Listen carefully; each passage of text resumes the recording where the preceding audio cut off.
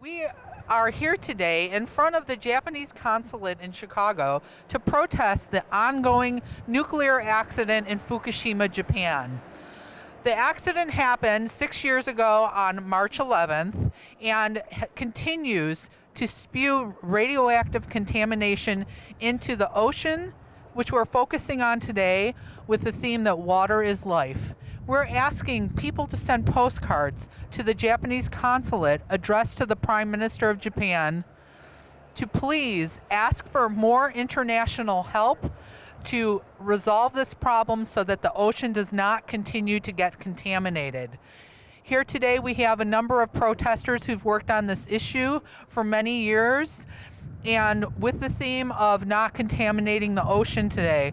Although the ocean is not the only focus, people as well are continuing to be contaminated. They've been evacuated from the Fukushima nuclear disaster area, but they are also being asked to move back into that area, which continues to get recontaminated after it's been decontaminated as much as possible.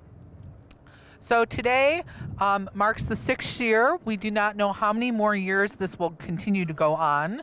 There's about 400 tons of radioactive water that leaks through the reactor and goes into the ocean. So the fuel has melted through the reactor building. They do not know where it has gone, and this has happened in 3 reactor buildings. And they still can't find the fuel. The water gets contaminated.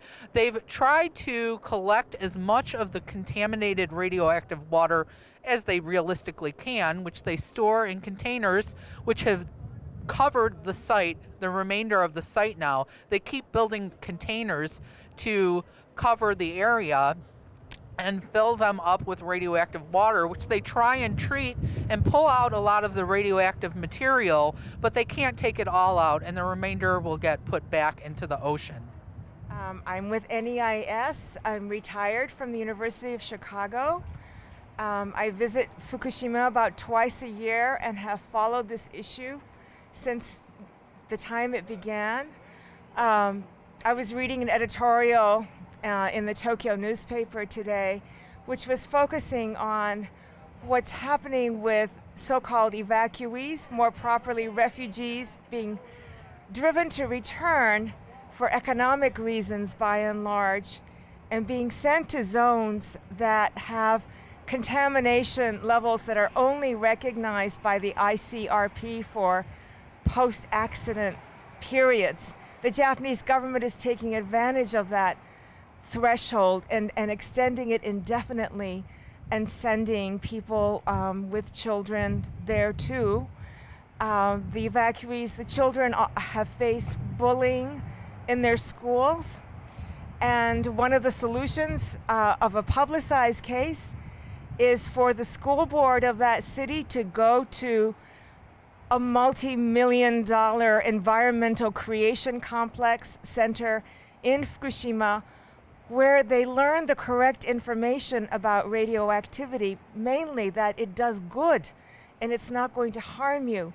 So the idea about educators dealing with discrimination by getting the correct information that exposure won't harm you is truly one of the many appalling aspects of this.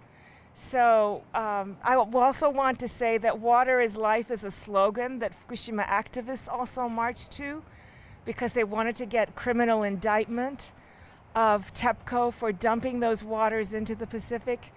That effort was summarily dismissed last year.